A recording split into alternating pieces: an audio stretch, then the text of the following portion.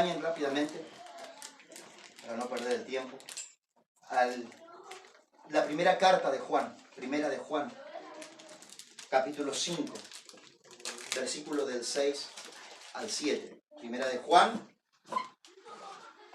capítulo 5, versículo del 6 al 7. El apóstol Juan está hablando del testimonio de Jesucristo. Ya unos cuantos años después de que Cristo en carne no estaba en la tierra, él habla de cuál es el testimonio de Cristo.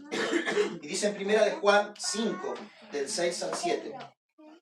Este es el que vino mediante agua y sangre. Jesucristo. Voy a volver a leer eso.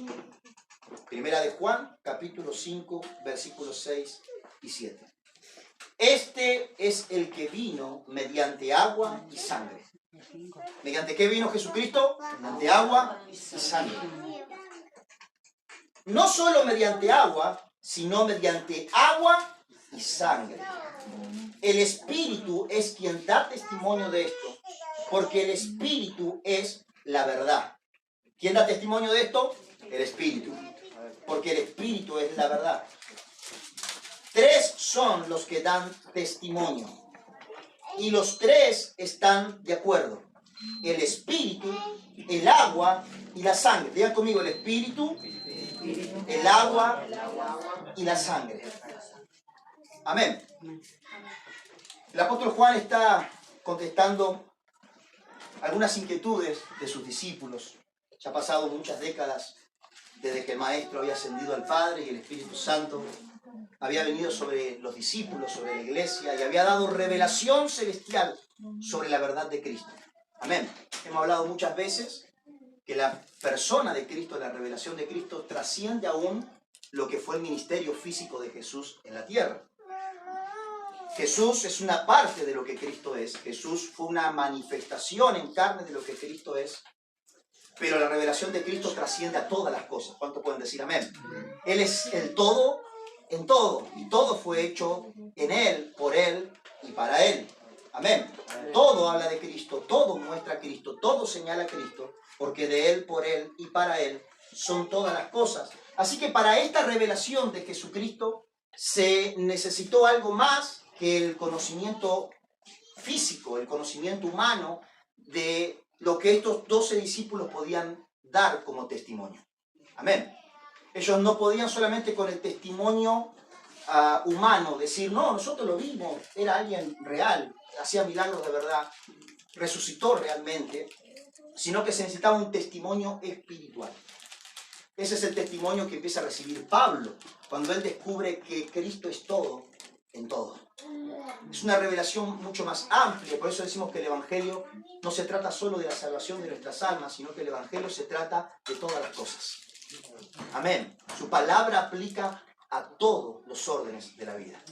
A todo lo que concierne a su creación hay una palabra de parte de la boca de Dios. ¿Cuántos dicen amén? Amén. Y dice que lo que da testimonio de Cristo principalmente es el Espíritu. ¿Cuántos dicen amén a eso? Amén.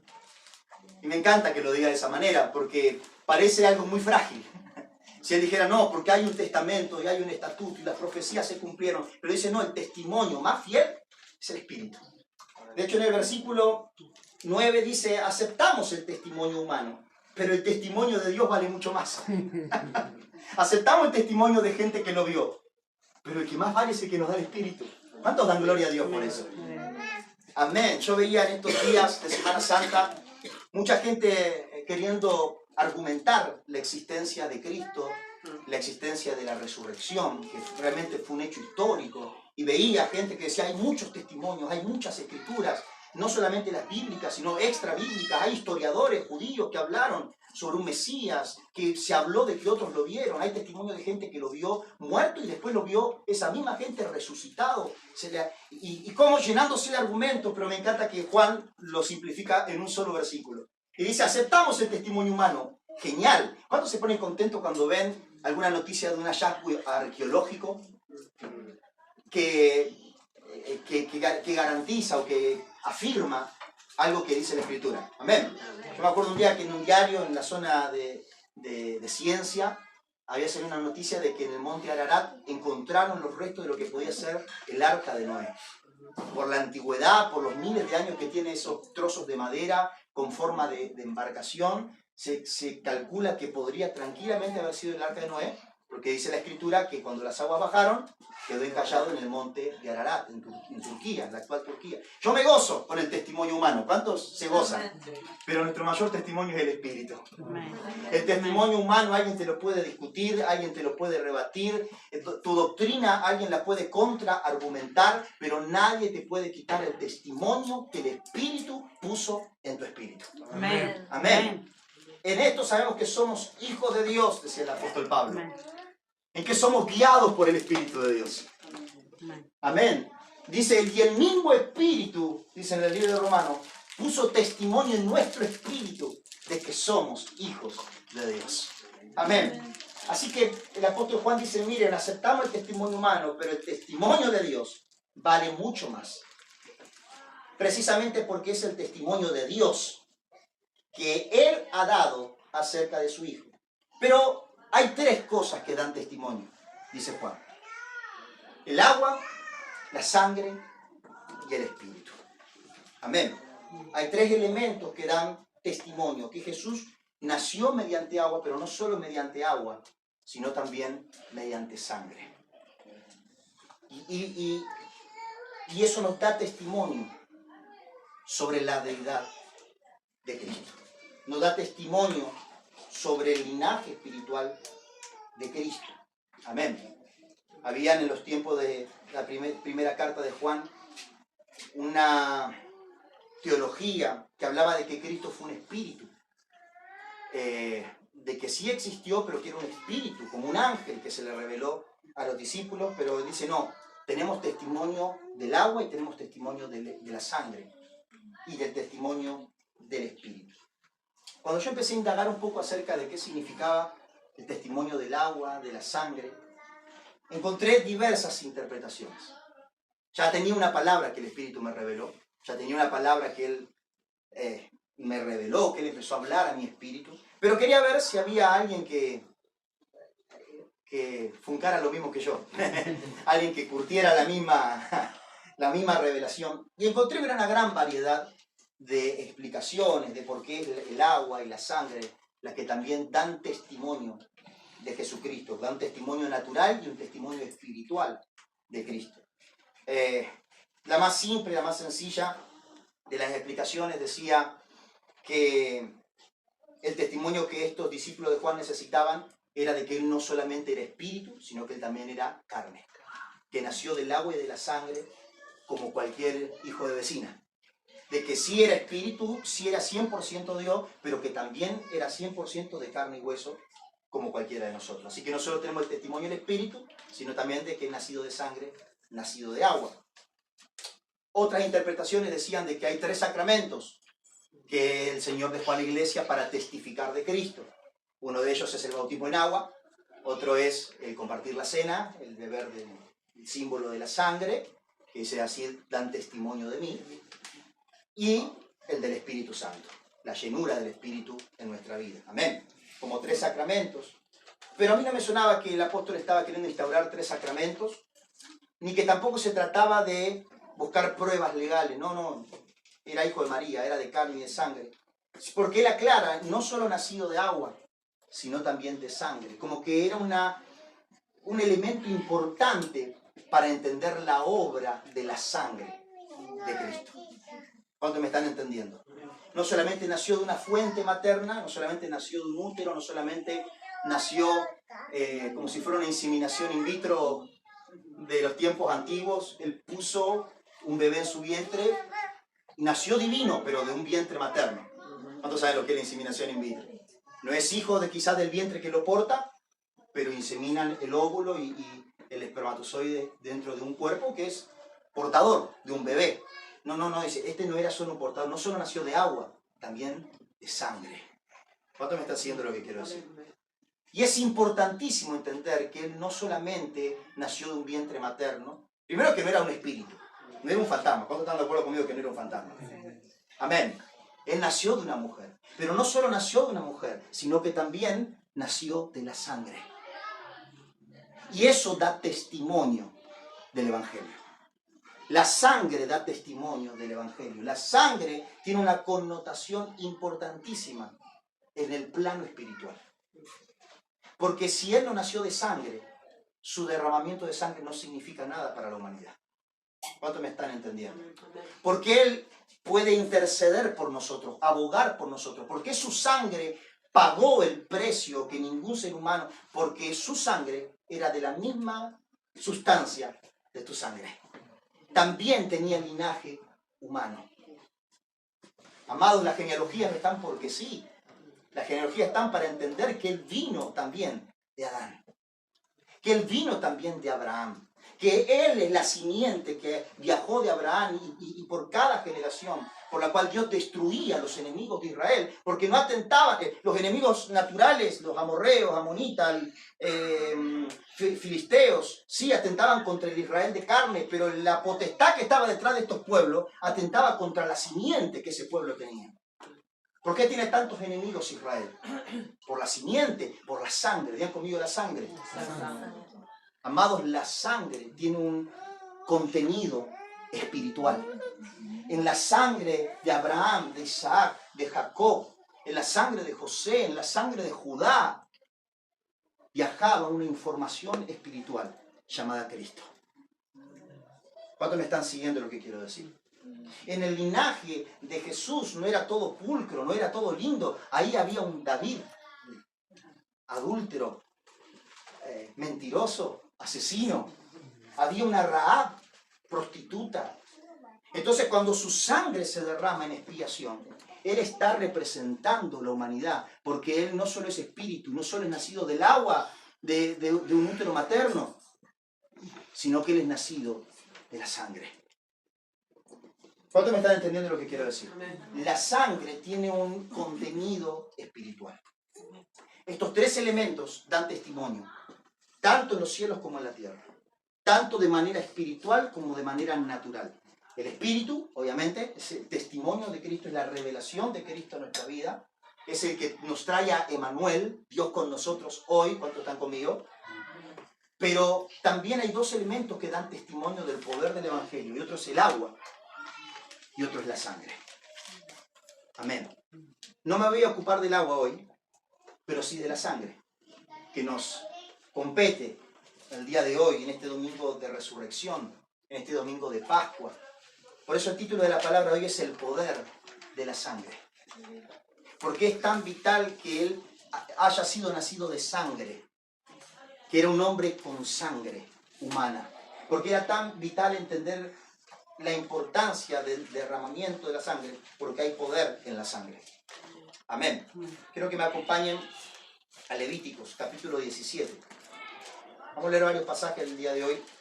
Si alguno quiere tenerlos después de la reunión, me los pide, para seguir meditando, seguir profundizando en esto. Levítico 17, me voy a concentrar en el versículo 11.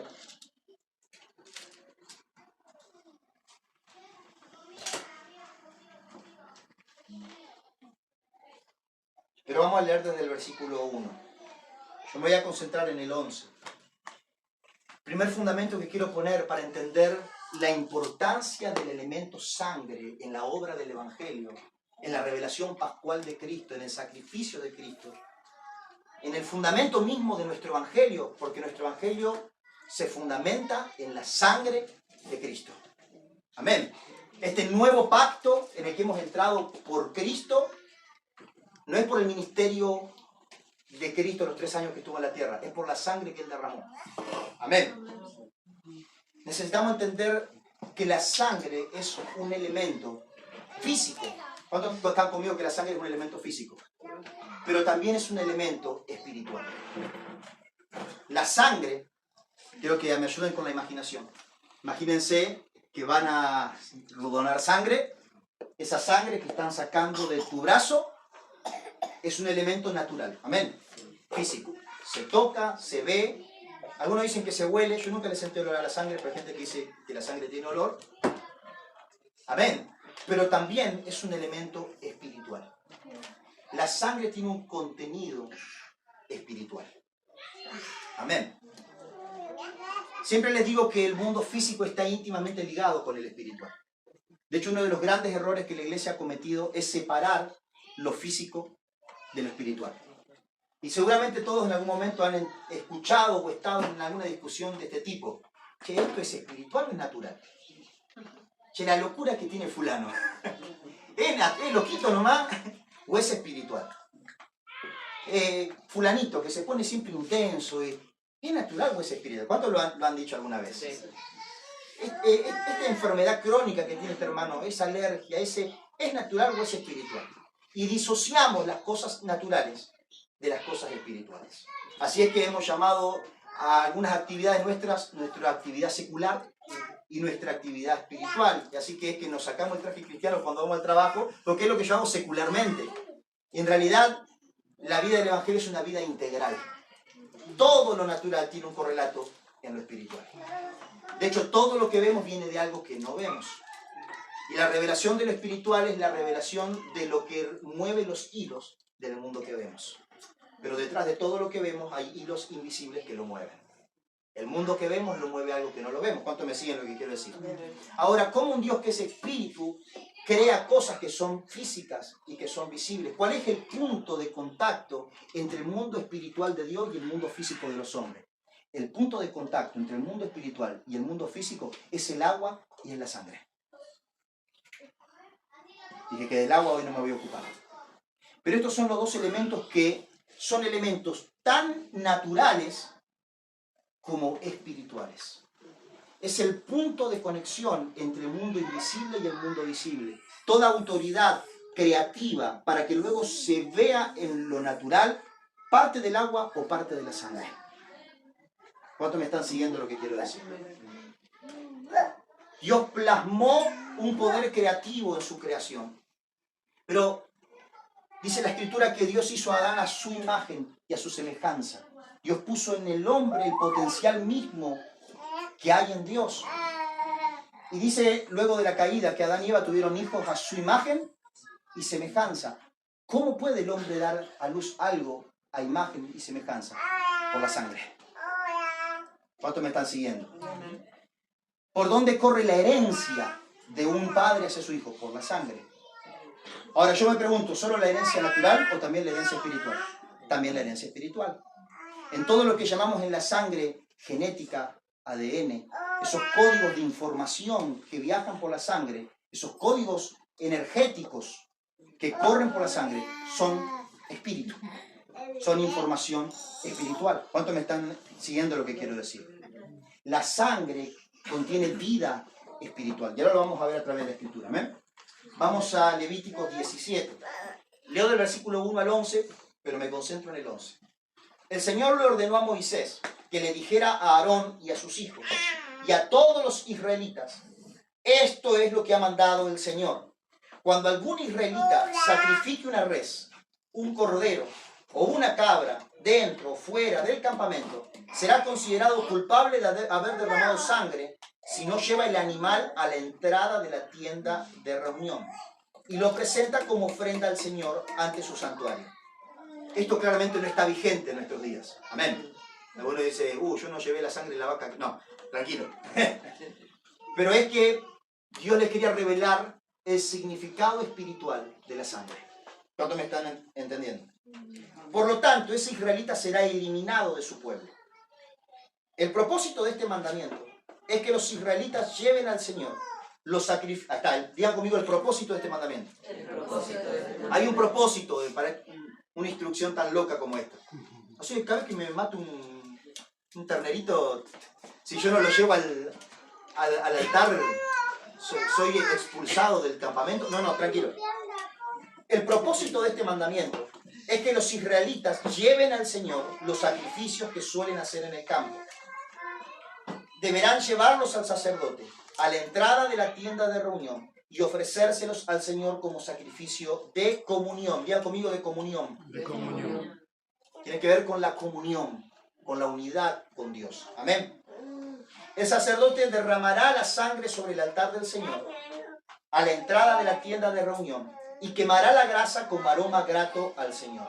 Y nunca más volverán a ofrecer ningún sacrificio a sus ídolos que tienen forma de macho cabrío, con los que se han prostituido. Este es un estatuto perpetuo para ellos y para sus descendientes.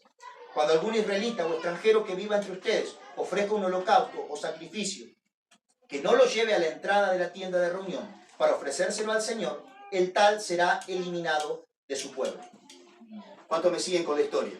Era un pueblo que venía de ofrecer sacrificio en el campo, derramar sangre por cualquier lado, y Dios le quiere enseñar a levantar el altar al Dios verdadero. Amén. Por eso no les permite que derramen la sangre en cualquier lado, para que no vuelvan a viejos hábitos y entiendan el poder de la sangre. Amén. Y dice que ese derramamiento será para comunión.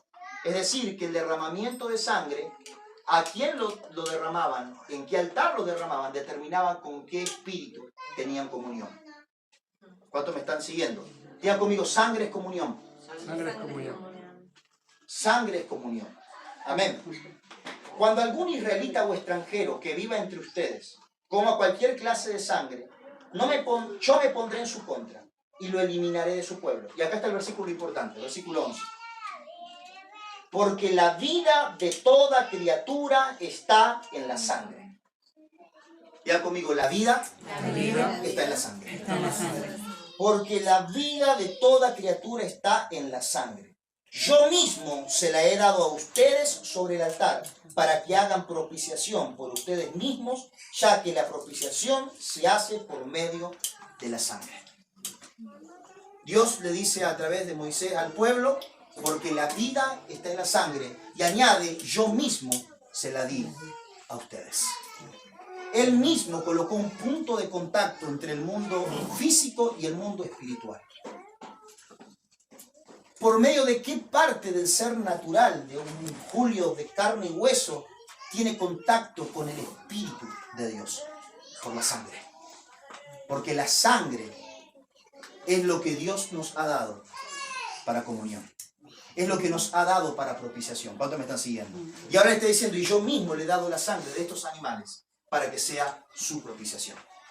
Hay otra traducción que leí en internet que dice, yo mismo le he dado la sangre de los animales para la redención de sus almas. Como Flor bien nos leía hoy en el libro de Hebreos, no era una redención perpetua, sino que era santificarlos para las tareas, santificarlos en lo externo, era una limpieza y una purificación que no los purificaba de la mala conciencia, no los purificaba de su ser espiritual, pero sí traía una purificación exterior para hacer la obra del Señor. ¿Cuántos me están siguiendo lo que quiero decir? Amén. Pero el principio que quiero destacar de este versículo es que toda la vida está en la sangre. Amén. La información genética, los códigos espirituales para reproducir vida física y vida espiritual están en la sangre. Yo no sé si en algún momento ustedes meditaron, los que son papás sobre todo, y fueron conscientes de que tenemos la capacidad de dar a luz vida. Amén. Sí, claro, decimos, de carne y hueso, tenemos a luz hijos de carne y hueso, pero ¿se pusieron a pensar alguna vez que damos a luz también un espíritu? Una vida que tiene espíritu, una vida que tiene alma, una vida que en ese espíritu viaja una información, lo que llamamos herencia espiritual, lo que llamamos maldiciones generacionales. Es cuando borramos la frontera entre lo natural y lo espiritual y entendemos que aquello que llamamos sacó mi carácter, sacó mis mañas, sacó mi temperamento, en realidad es información espiritual que pasa de generación en generación por la sangre. ¿Cuántos pueden ver la vida espiritual que hay en la sangre? La información espiritual, los códigos espirituales que están escritos de una forma analógica, no es que no están escritos en latín, ni en inglés, ni en español, pero están grabados en la información genética de la sangre. Amados, amadas, en la sangre está la vida. En la sangre se define todo. En la sangre se define la simiente que van a ser. Por eso antes de Dios mandar a Jesús, tiene que buscar milenios antes a un Abraham y empezar a sacarlo de su tierra, de su parentela, de sus altares y enseñarle a levantar altar y formar en él una nueva cultura para formar en Abraham una simiente. ¿Cuántos se preguntaron alguna vez por qué tardó tanto en ser papá Abraham? Y porque Dios quería hacer un milagro. No, es porque antes tenía que formar la simiente si la iba a reproducir. Tenía que descontaminar la sangre de la familia de Abraham para que el hijo que él le nazca tenga la simiente de Cristo. ¿Alguna vez se preguntaron por qué tuvo que llevar al hijo al altar? ¿Por qué tuvo que sacrificar a su propio hijo, llevar a Isaac como sacrificio? Porque estaba grabando en el ADN de la historia sanguínea y genética de Abraham y sus generaciones la vida de Cristo. Estaba modelando a Cristo. ¿Dónde? En su simiente. Amado, amada, permanecer fiel al proceso de Dios con nuestra vida no solo nos resuelve la vida a nosotros, también le resuelve la vida a nuestras generaciones. Si alguien estaba luchando con abandonar el proceso, estaba luchando con permanecer, yo les digo, amados, vale toda la pena permanecer en el proceso de Dios para nuestra vida, porque no solamente se está definiendo nuestro destino profético, sino el destino espiritual de nuestras generaciones, naturales y espirituales. ¿Cuántos quieren tener hijos espirituales? ¿Cuántos quieren darle a este mundo hijos de Dios? Reproducir vida de Cristo. Dios está trabajando tu simiente. Amén. El orden divino siempre fue fructificar y multiplicar. Le dijo a Adán, fructifica y multiplica. A nosotros nos gusta multiplicar. Y los pastores se rompen la cabeza, ¿cómo hago para que mi iglesia crezca? ¿Cómo hago para que nos multipliquemos? Cuando la pregunta tendría que ser, ¿qué estamos multiplicando? Porque podemos hoy tener iglesias llenas de gente, pero vacías de la simiente. Llenas de multitudes, multiplicarnos a granel, pero la pregunta es, ¿qué hemos multiplicado?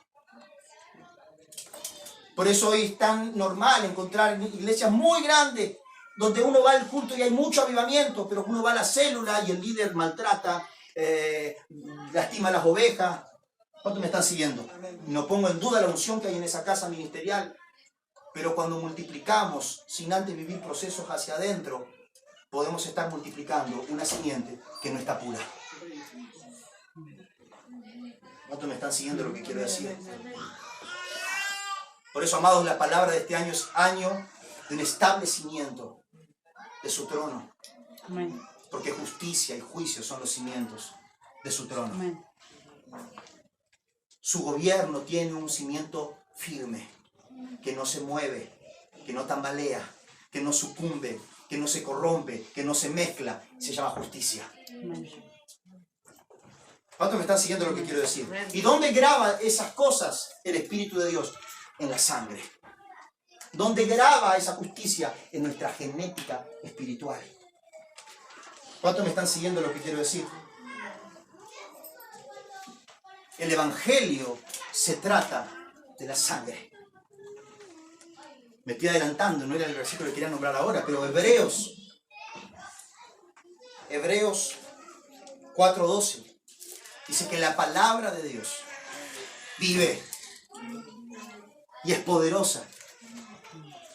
Y dice que es más cortante que una espada de doble filo. Por favor, salgan de la imagen mental de la espada. Quiere decir que corta cosas que un cuchillo no corta.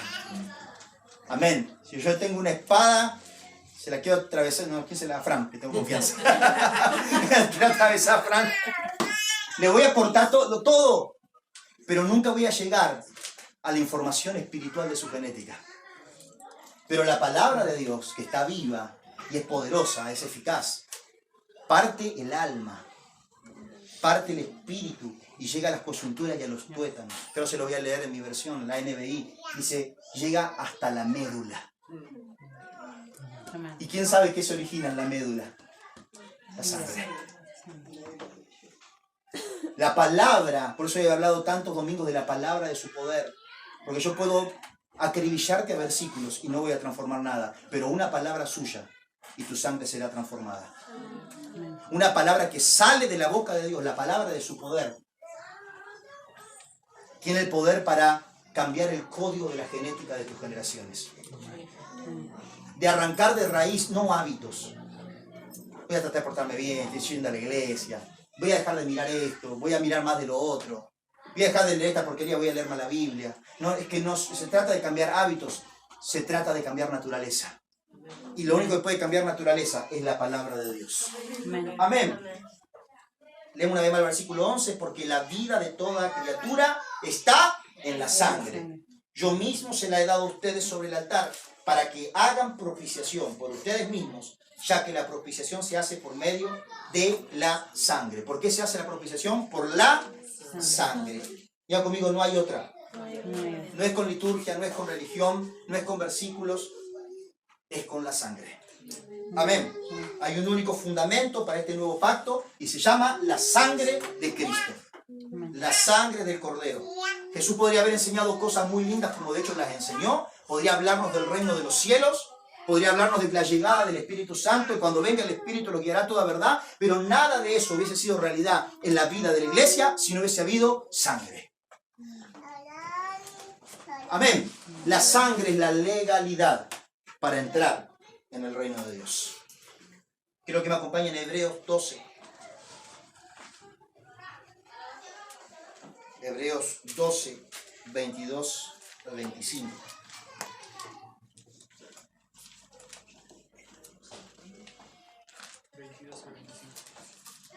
Hebreos 12, 22 al 25.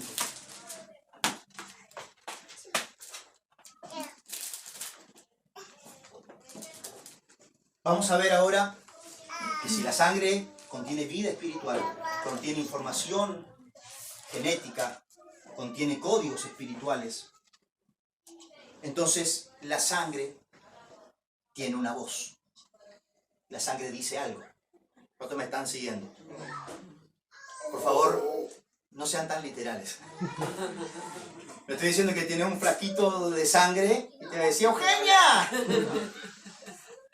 Por eso invertí tantos domingos para hablarle de que la palabra de su poder no es en español, es información espiritual. Que habla, que se insufla, que se imparte. ¿Cuántos me están siguiendo? Nosotros después la traducimos, la articulamos en palabras de entendimiento. Pero la realidad del Evangelio viaja en el Espíritu.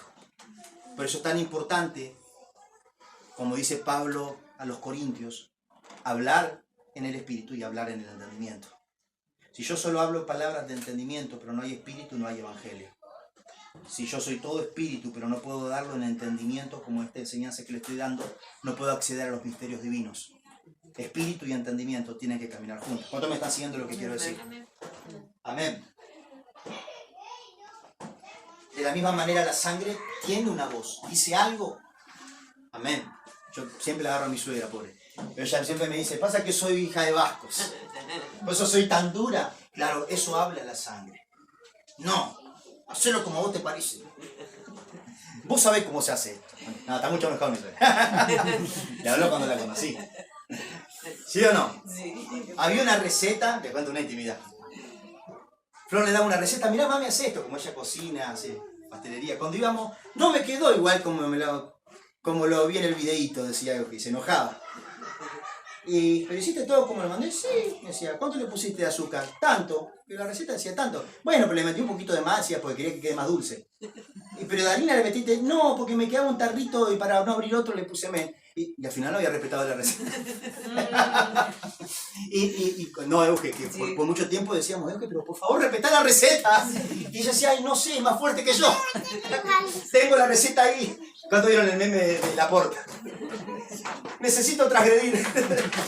Necesito hacerlo de manera diferente. ¿Cuántos me están siguiendo?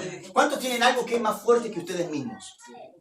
Que, ¿viste? Que el apóstol Pablo decía, el bien que quiero hacer no lo hago, el mal que quiero evitar lo termino haciendo.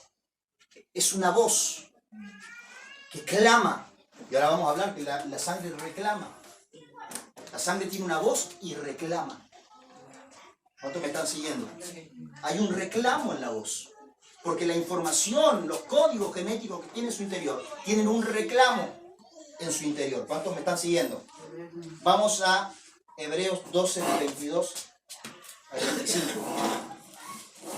Dice, por el contrario, está hablando de que nosotros no nos acercamos al Sinaí, al monte físico, sino que nos acercamos a Sion, un monte espiritual.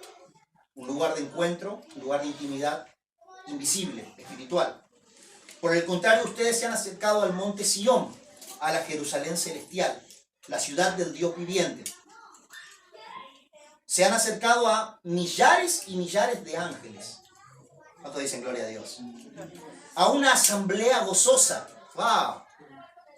¿Cuándo se preguntaron qué significa entrar al reino de los cielos? ¿Qué significa entrar a la nueva Jerusalén, la celestial? ¿Qué significa estar en Cristo? Es ser acercados a un lugar de reunión. ¿Por qué nos reunimos los cristianos? Porque el Evangelio tiene mucho que ver con reunión. Dice que al Padre le agradó que en Cristo habite toda plenitud. Colosenses capítulo 1, del 19 en adelante. Y por medio de él reconciliar todas las cosas, tanto en los cielos como en la tierra, haciendo la paz mediante la sangre de su cruz. Amén. Reunió cosas que estaban enemistadas. Él las volvió a reunir. Ya conmigo, el Evangelio es reunión. Por el contrario, ustedes se han acercado al monte Sion, a la Jerusalén celestial, la ciudad del Dios viviente. Se han acercado a millares y millares de ángeles, a una asamblea gozosa, a la iglesia de los primogénitos inscritos en el cielo. Se han acercado a Dios, el juez de todos. Vean conmigo, el juez de todos. Hay una justicia que rige sobre toda la creación, en los cielos y en la tierra, en la que acomoda las cosas y juzga lo que está torcido. Ese se llama Dios, el juez justo. Amén. Me han escuchado hablar mucho de paternidad, pero que también es juez. Él es un juez justo. Amén. Él es el que rige con justicia las naciones. Amén. Dice, a Dios el juez de todos, a los espíritus de los justos que han llegado a la perfección, a Jesús, el mediador de un nuevo pacto, y a la sangre rociada que habla con más fuerza que la de Abel.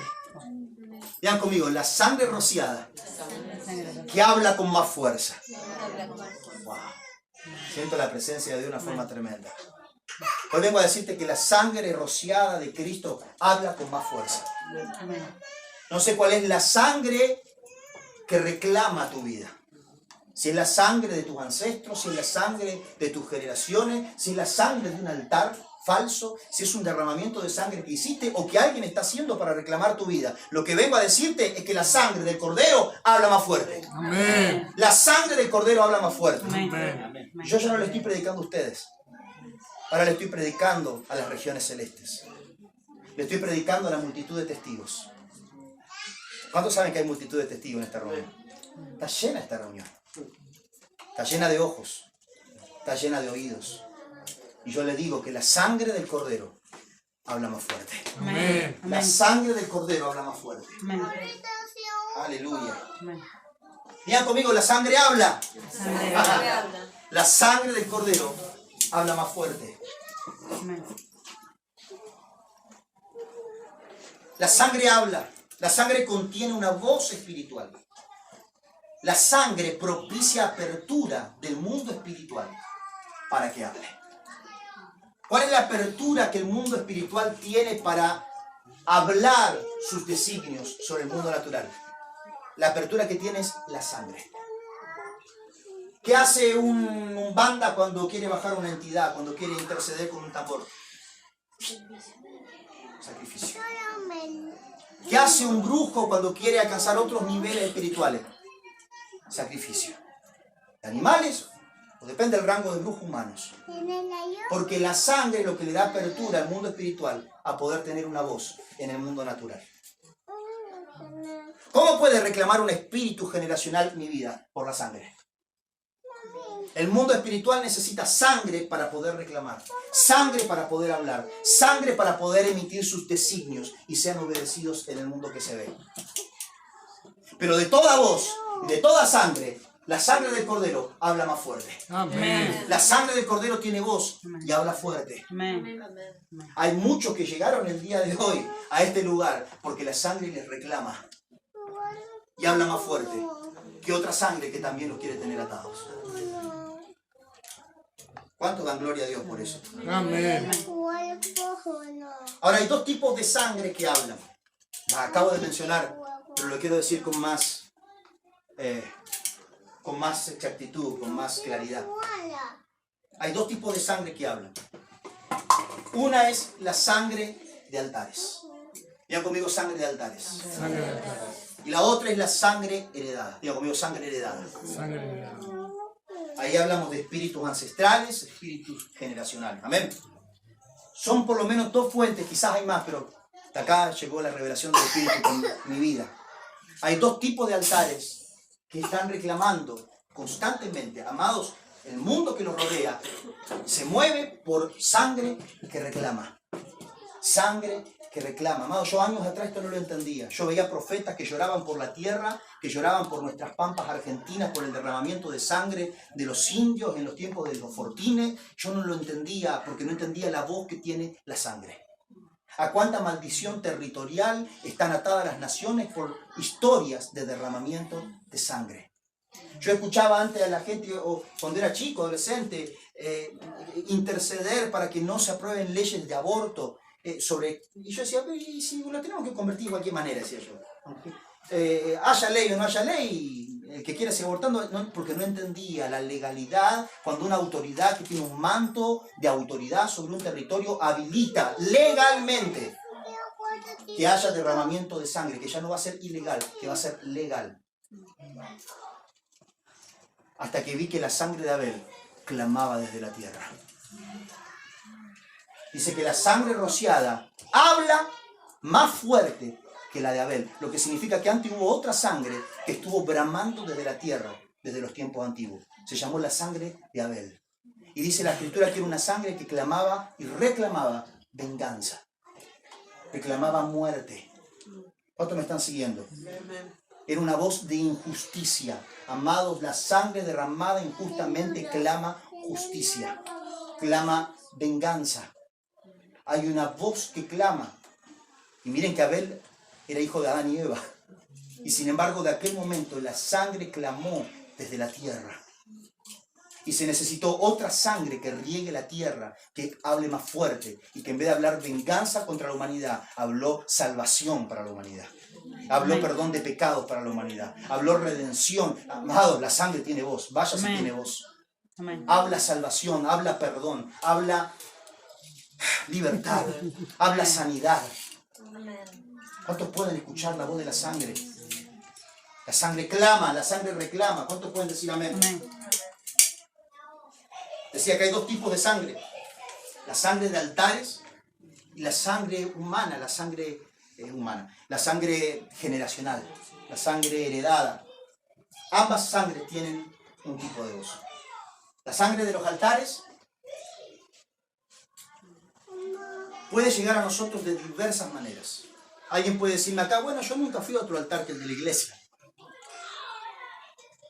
Pero no saben si alguien alguna vez los entregó en un altar. O si alguien entregó su nombre en un altar. Yo les quiero contar un testimonio. La familia de mi mamá es correntina. Vienen de Corrientes. Así que imagínense que Virgen de Itatí, Gauchito Gil, San La Muerte, todas esas cosas son el pan de cada día en la familia donde yo crecí. Me acuerdo un día yo estaba jugando en la casa de mi abuela. La casa de mi abuela tenía este terreno y el terreno de al lado era el del hijo mayor de mi abuelo, o sea, mi tío, el más grande. Y el terreno del fondo era de otro tío mío, así que estaban todos los terrenos interconectados, como todos eran familia, entre terreno, en el alambrado había una puertita para poder pasar a la casa del vecino, que era mi tío, y la otra vecina, y así. Estaba un día en la casa de mi abuela, era chico, yo tendría 8 o 9 años, yo creo que tendría 9, porque ya tenía conciencia del mundo espiritual, ya había tenido experiencias con el Espíritu Santo.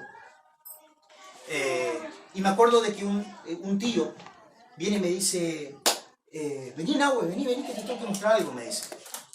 Bueno, y yo digo, capaz me va a dar un alfajor, así que me fui con él y me mete por el terreno del fondo y después lo conecta con el terreno de al lado, donde mi tío el mayor tenía un santuario de Gauchito Gil. Santuario, no sé ahora, pero en su tiempo fue el más grande de la ciudad, así que todos los 8 convergían gente de Tolosa, de San Carlos, de Olmos, de todos lados iban a Citibel, al santuario de mi tío. Y cuando veo que me lleva, me dice, vení, besá al gauchito, me dice.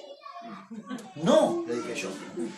Y claro, yo tenía 9 años, flaquito, chiquito, medio como Eliseo. Me costó zafarme y decía, besá al gauchito. No, yo soy evangélico, le dije.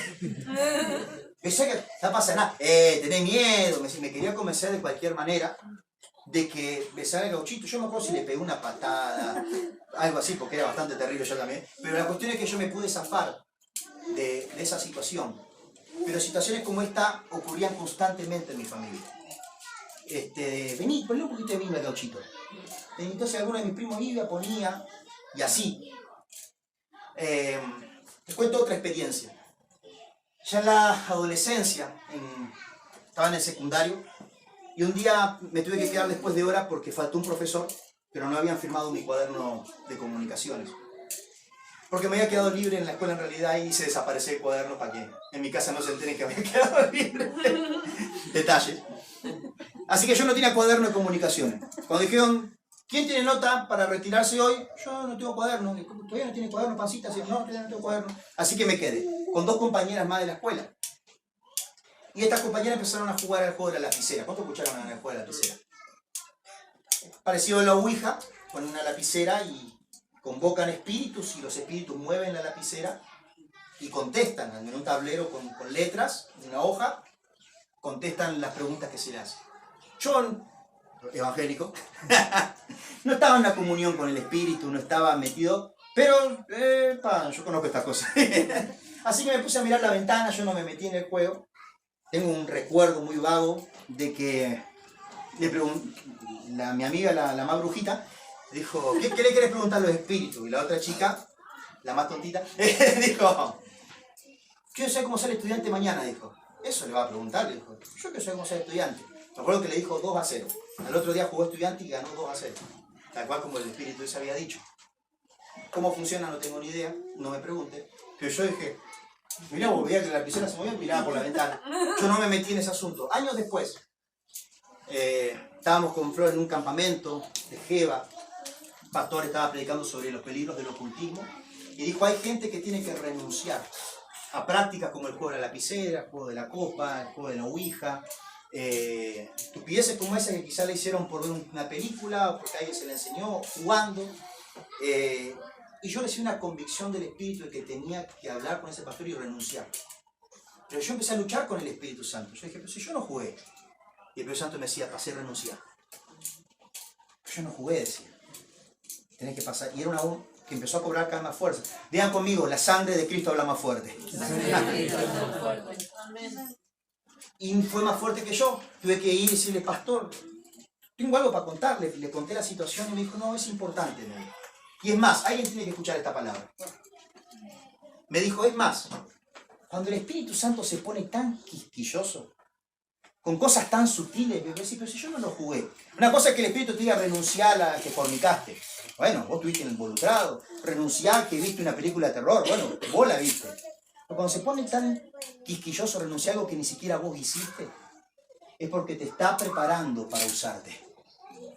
Es porque seguramente te está preparando para el ministerio. Y Él necesita que seas un vaso limpio. Y por eso empieza a meterse por rincones arqueológicos y paleontológicos y geológicos. A escarbar como un minero por cositas. Porque esas cositas están atando tu destino. En niveles que ni siquiera te diste cuenta. El día de mañana atarán tu matrimonio, el día de mañana atarán tu ministerio, el día de mañana darán legalidad a un espíritu cuando tengas que enfrentar poderes y principados y tienes eso en tu interior. Ahora vamos a leer que Satanás tiene un acta en contra nuestra. Vamos a leer un rato. Falta poquito versículo y terminamos. Él va a revisar tu acta porque Él es acusador de nuestras almas. Es el acusador de los hermanos. ¿Cuántos saben que la Biblia lo llama así? Es el acusador de los hermanos. ¿Y qué acusa? ¿Qué hizo Eugenio esta semana? No, él no está desorganizado. Él no está recibiendo los papeles, revisando los papeles urgentes, a ver qué hizo Eugenio esta semana para acusarlo un poco. No. Él tiene un acta. Él sabe qué reclamar delante del juez justo. Pero el juez justo tiene un abogado y tiene una sangre rociada. Tiene provisión para defenderte. Tremendo. Pero tienes que estar bajo la sangre. ¿Cuántos me están siguiendo lo que quiero decir? Así que ese día renuncié y, amados, yo sentí liberación. Como si una persona saliera de adentro mío y salió de mi cara. Y yo dije, epa, ¿y esto qué? Necesitaba liberación. De un juego que ni siquiera yo jugué. ¿Cuántos me están siguiendo? Entonces, dijimos que la sangre habla. Una de las maneras que habla es a través de altares. Pero los altares es algo mucho más complejo que yo haya ido al altar. Estamos muchas veces atados por altares, conscientes o inconscientes. De dicho o de hechos. No solo por algo que hice, a veces por algo que dije. Y me ató a un altar equivocado. ¿Cuántos me están siguiendo lo que quiero decir? Altar no es solamente donde hay un gauchito y una vela. Altar es todo aquello que yo pongo en alto. Hay gente que su altar es al fútbol. Hay gente que su altar es a la política. Hay gente que su altar es a la filosofía. Y está ligado a un altar. Y el altar, mientras tenga un punto de contacto con tu vida, te reclama. ¿Cuántos me están siguiendo? ¿Cuántos recuerdan la prédica? Un abismo llama a otro abismo. Yo decía que hay abismos que están saciados, pero hay otros que están clamando en nosotros. Que hay áreas en las que puedo estar completo en Cristo Jesús y áreas que todavía están conectadas a otra autoridad. Yo puedo estar en un área lleno del Espíritu, gustando y gozando de las delicias del Espíritu Santo. Pero si hay un área de mi vida donde todavía tiene legalidad otro altar, la sangre de Cristo tiene que cortarlo en esta noche. Porque donde tenga contacto otro altar con algún área de tu vida, ese altar te reclamará como suyo. ¿Por qué crees que a veces estás en un ámbito de gloria, recibiendo, te lloras todo, recibís la presencia y la palabra te llena? Pero cuando llegas a tu casa, otro estado de ánimo te reclama.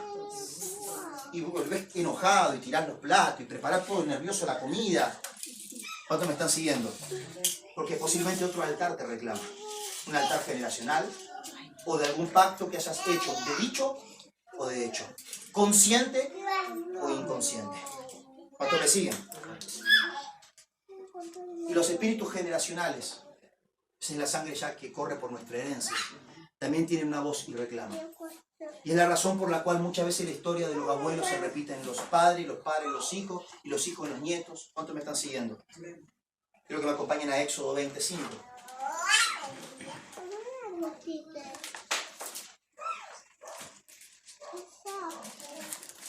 Éxodo 25. Prepárense, por unos minutos vamos a tomar la cena del Señor. Éxodo 25. Dice,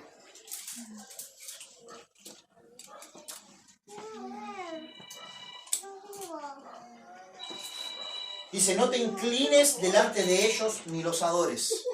Está hablando de idolatría. Recuerden que el apóstol Juan le dice a sus discípulos, hijitos, miren que nada llene el corazón, que nada llene en su corazón el espacio que es de Dios. Amén. Idolatría no es solamente levantar una estatua. No te inclines delante de ellos ni los adores. Yo, el Señor tu Dios, soy Dios celoso. Cuando los padres son malvados y me odian, yo castigo a sus hijos hasta la tercera y cuarta generación. ¿Cuántos conocen este versículo? Otra versión dice, yo soy el Dios celoso, el cual visita el pecado de los hijos hasta la tercera y la cuarta generación. Muchas veces parece un versículo muy injusto, de que Dios visite en otra generación el pecado que hicieron sus padres. Pero cuando me encontré con traducciones como estas tenía mucho más sentido. Dice, cuando los padres son malvados y me odian. Cuando hay maldad en un corazón, ¿por qué la justicia de Dios va a visitar también sus generaciones?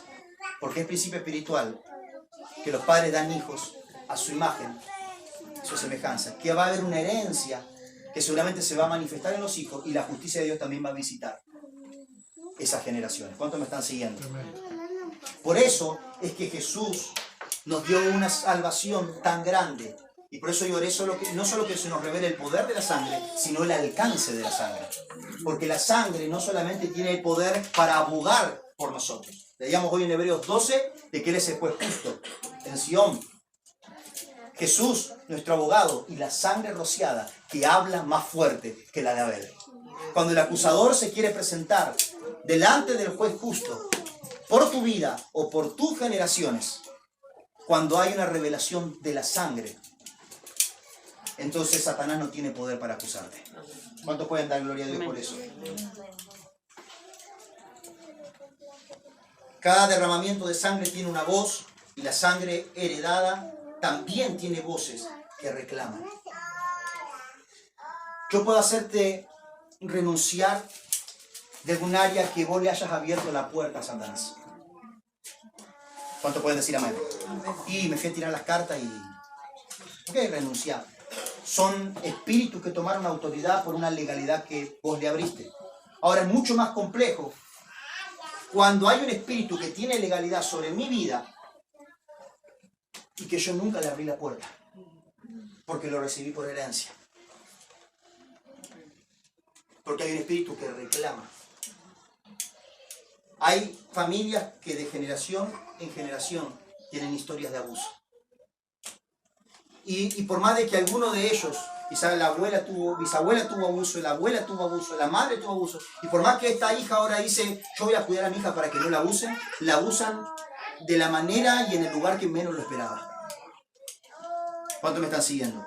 Porque no es una cuestión de cuidado, es una cuestión de que hay una voz que reclama. Y si reclama es porque considera que tiene una legalidad. Cuando hablábamos del hombre fuerte, decíamos que él dice, volvamos a nuestra casa. Él te considera su casa. Si por un pacto o una legalidad que tú has abierto, él ya siente que tú eres suyo, imagina si tu sangre le pertenece desde hace generaciones. No sos su casa, sos su catedral. ¿Cuántos me están siguiendo? Esta casa es mía, entonces ese espíritu reclama. Hasta que alguien se convierte en el parteaguas de sus generaciones. ¿Saben qué me dijo el Espíritu Santo estas semanas? Yo estoy levantando en este tiempo hombres y mujeres que son el parteaguas de sus generaciones. Amén. Si estás escuchando esta palabra es porque vas a cortar legalidades. Esas voces van a querer reclamar sobre tu vida, sobre tu matrimonio y el día de mañana van a querer reclamar en tus hijos y su familia. Salvo que alguien se pare en la brecha y sea el parteaguas de sus generaciones. Salvo que alguien aplique la sangre de Cristo sobre su vida y sobre sus generaciones y cambie la historia de su familia. ¿Cuántos quieren ser hombres y mujeres que cambian la historia de su familia, que cambian la historia de sus generaciones, que cambian la historia de su linaje, que cambian la historia de su territorio? Amén. Porque cuando la sangre aplica a tu vida y eres un hombre o una mujer con autoridad territorial, hay espíritus que territorialmente van a tener que soltar. Porque la sangre que antes tenía voz y reclamaba, ya no tiene voz y hay una voz que habla más fuerte. Amén. Amén. Hay historias familiares que ya no se tienen por qué repetir. Hay historias matrimoniales que no te...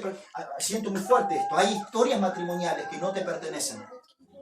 Muchos espíritus que han tenido voz y han reclamado tu matrimonio es por legalidades que tú le has dado. Pero muchas otras son cosas que has heredado. Y esos espíritus están reclamando hacer lo mismo en tu matrimonio que hicieron en el matrimonio de tus padres. Y en el padre de tus padres. Y el padre de los padres de tus padres. ¿Cuántos me están entendiendo lo que quiero decir? Porque dicen, esta es mi casa. La sangre tiene voz y reclama. Si tus padres sufrieron violencia intrafamiliar, hay un espíritu de violencia intrafamiliar que va a estar reclamando tu matrimonio. Si tus padres vivieron divorcio, adulterio, va a haber un espíritu de divorcio, va a haber un espíritu de adulterio que va a también reclamar tu matrimonio. Y va a decir, pero nunca pensé que mi marido me iba a engañar. Créeme que tu marido tampoco. Pero un espíritu de divorcio reclamó ese matrimonio. Y creó las grietas necesarias entre los cónyuges.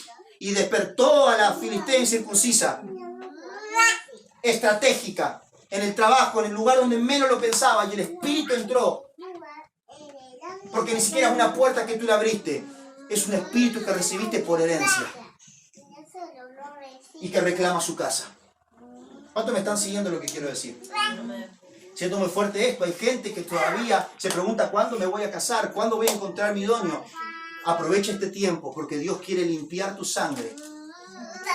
Dios quiere limpiar tu genética para que cuando tengas pareja no repitas historias generacionales. ¿Cuántos me están siguiendo lo que quiero decir? A muchos Dios les está librando porque hay cosas que se tienen que romper. ¿Cuántos dicen amén a la palabra? Amén. Hay cosas que se tienen que romper. Vamos a Romanos 3 versículos más y terminamos. Romanos 3, 24.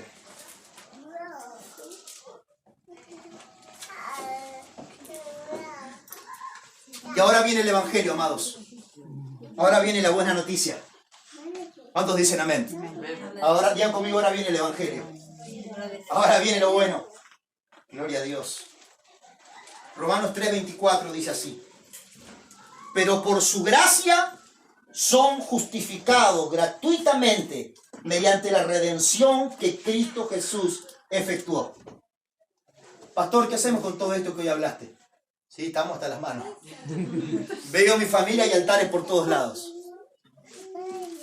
Veo a esta gente que está pactada con su nombre. Que el nombre no tiene una buena fuente. Le pusieron un nombre por una razón equivocada. Yo no sé dónde me estoy metiendo ya. Pero quizás a alguno Dios le tenga que cambiar el nombre. Por algo Jesús cambiaba nombres. Simón, no, Pedro. Dijo. ¿Cuántos me están siguiendo lo que quiero decir? Quizás no sea literal, pero Dios te tiene que llamar de una nueva manera que como te han llamado hasta el día de hoy. Ya no vas a ser el cabeza dura. Vas a ser el sensible a la voz de Dios. Cabeza dura. No. Dios dice sensible a mi voz. El rebelde. No. Obediente hasta la muerte. ¿Cuántos me están siguiendo lo que quiero decir?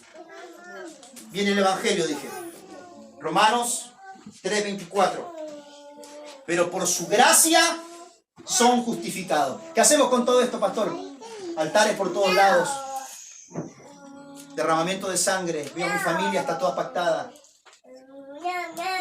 Veo mi propia vida y yo he abierto puertas, no solo mis generaciones. Hay gente que abrió puertas, pero infundado por un espíritu generacional.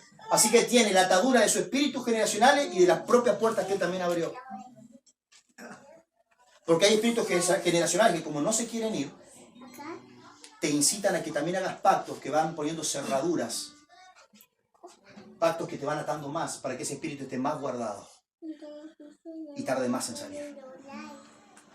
¿Qué hacemos con todo esto, pastor? Acá está el remedio. Vean conmigo, acá viene el Evangelio. Acá viene el Evangelio. Romanos 3:24 dice, pero por su gracia, alguien diga conmigo, por su gracia, pero por su gracia son justificados gratuitamente mediante la redención que Cristo Jesús efectuó. Dios lo ofreció como un sacrificio de expiación que se recibe por la fe en su sangre. Ya conmigo, por la fe en su sangre. Por la fe en su sangre. Para así demostrar su justicia. Anteriormente, en su paciencia, Dios había pasado por alto los pecados, pero en el tiempo presente ha ofrecido a Jesucristo para manifestar su justicia. De este modo, Dios es justo y a la vez el que justifica a los que tienen fe en Jesús. Wow. Dice, en otro tiempo Dios pasaba por alto los pecados. Dios perdonaba, sí perdonaba, pero no podía redimir. ¿Cuántos me están siguiendo? En otro tiempo pasaba por alto los pecados, pero ahora nos dio a Jesucristo. Para que por la fe en su sangre, Dios pueda seguir siendo Dios justo. Su justicia es inmutable, pero también pueda ser justificados a los que creen en su Hijo. A los que por la fe reciben la obra de su sangre. Digan conmigo, Dios es juez justo. Él sigue teniendo que emitir justicia. Él puedo pasar por alto los pecados, pero no puedo pasar por alto el juicio. Pero ¿qué hago ahora? Les doy la sangre de mi Hijo. Por eso dice que en Sion, en la Jerusalén celestial, hay un juez justo, pero también hay una sangre que habla fuerte. Hay una sangre que habla fuerte. Dios no compromete su justicia y justifica al que cree en la sangre. Ahora yo decía, pero Señor, esto es el Evangelio. Yo tengo que predicar esto si ya todos están en el Evangelio. Ya la sangre se derramó. Ya la sangre hace 2000 años atrás. ¿Qué tengo que hablar de este mensaje el día de hoy? Y el Espíritu Santo me dijo que el secreto está en poner la fe en la sangre. Hay áreas de nuestra vida que se resuelven poniendo la fe en la sangre. No va a ser las horas de consejería, ni de psicología, ni de consejos, sino que pongas la fe en la sangre, para que rompa lo que tiene que romper, para que rompa los pactos generacionales que tiene que romper, para que rompa los pactos ancestrales que tiene que romper, para que acalle la voz generacional que reclama desde adentro tuyo. Después sí aconsejemos y todo lo demás, pero hasta que la sangre no se aplique, no hay consejería que aguante, porque es una voz que reclama desde adentro. ¿Cuántos me están entendiendo lo que quiero decir? Descubrí que el secreto de la redención no está en la sangre derramada, está en la fe en la sangre. ¿Me acompañan una vez más? Versículo 25. Dios lo ofreció a Cristo como un sacrificio de expiación que se recibe por la fe en la sangre. ¿Cuántos quieren recibir este sacrificio de expiación? Se recibe por la fe en la sangre. Ahora, la sangre puede que te haya aplicado para salvación, para ser salvo de la perdición eterna. Pero hay áreas de tu vida en las cuales la fe en la sangre tiene que expiar. La fe en la sangre tiene que liberar. La fe en la sangre tiene que romper pactos. La fe en la sangre tiene que destruir altares. La fe en la sangre tiene que hablar más fuerte que otra sangre que reclama. ¿Cuántos me están siguiendo? Yo, amado, por años no entendía esto. Yo decía, ¿cómo pues una sangre que hace 2000 años se derramó tenga poder hoy? Y a mí me costaba, amado, les tengo que ser sincero, declarar, te cubro con la sangre de Cristo. Yo decía, te mando ángeles. Oraba por nuestros hijos, Señor, ángeles a su alrededor. Pero sí te cubro con la sangre. Aparte, ¿dónde está la sangre? ¿Que la lleno de vino? ¿Que el símbolo? No. Qué carnal este pastor. La mente, digan conmigo, la mente carnal. Pero ¿cómo la sangre que... Aparte fue derramada allá, en el Gólgota. Yo acá estoy en Sudamérica. ¿Qué sangre? Acá está la sangre de los gauchos, los indios. ¿Qué sangre? ¿Cuántos me están siguiendo? Yo leía testimonios de misioneros que fueron a un territorio hostil y murieron, pero su sangre fertilizó la tierra y los que vinieron a predicar después tenían cielos abiertos. ¿Cómo? Decía yo.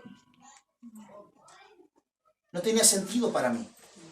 Hasta que empezaron a llegar personas con problemas espirituales y el Espíritu Santo me decía un pacto de sangre. Cuando cortamos los pactos de sangre, vomitaban sangre, largaban sangre.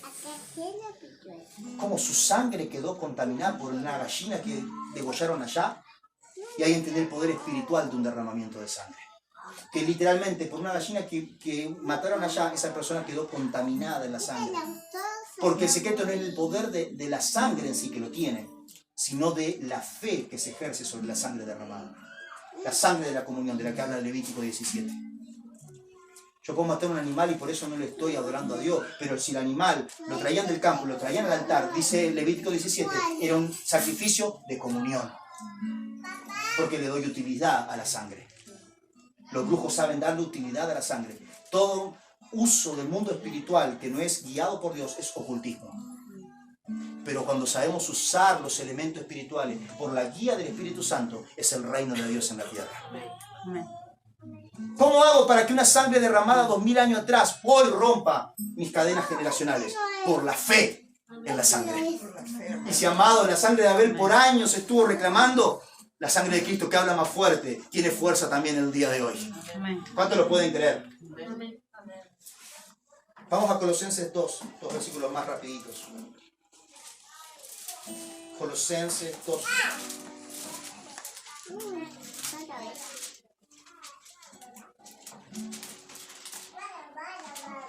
Colosenses 2, del 13 al 15. Antes de recibir esa circuncisión, ustedes estaban muertos en sus pecados. Sin embargo, Dios nos dio vida en unión con Cristo. ¿Ya han cogido en unión con Cristo? ¿Cómo me uno con Cristo? Por la fe. Así como la fe en un sacrificio de un altar pagano me une al poder espiritual de ese altar pagano, unirme a Cristo por la fe me hace tener acceso a Cristo. ¿Cuándo dicen amén? Nos dio vida en unión con Cristo al perdonarnos todos los pecados. Digan conmigo, y anular la deuda. Amados, la sangre de Cristo no solo perdona tus pecados, no solo redime tus malas acciones, sino que también anula la deuda. ¿Cuántos dan gloria a Dios por eso?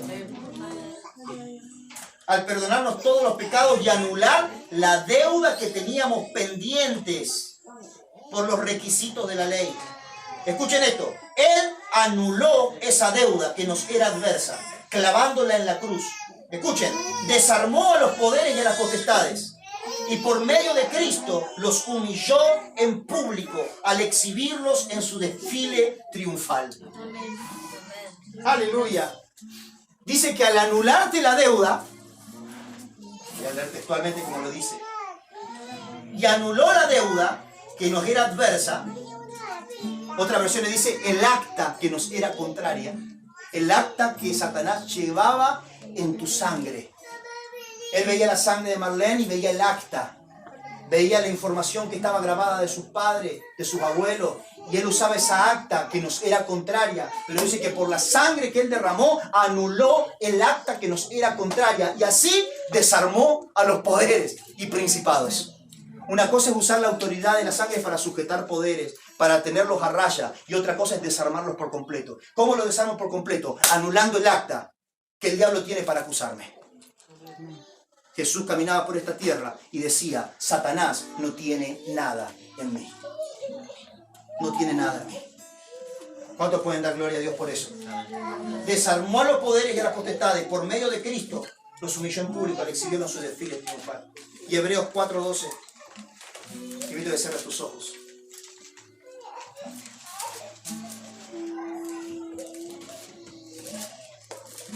Ciertamente la palabra de Dios es viva y es poderosa.